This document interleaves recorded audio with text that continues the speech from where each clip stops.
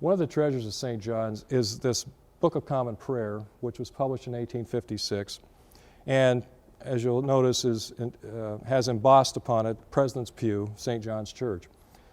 This Book of Common Prayer was used by presidents probably from President Buchanan forward until it was taken out of service when a new edition was published in the 1880s.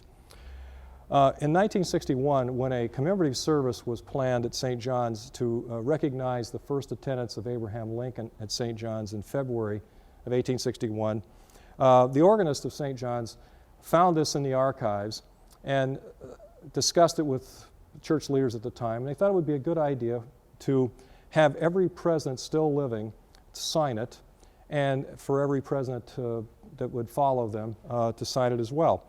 And so what we have inside this historic book are the signatures of Herbert Hoover, Franklin Roosevelt, which was signed by his wife Eleanor Roosevelt, Harry Truman, Dwight Eisenhower, Lyndon Johnson, John Kennedy, Richard Nixon, Gerald Ford, Jimmy Carter, Ronald Reagan, George Bush, and so on.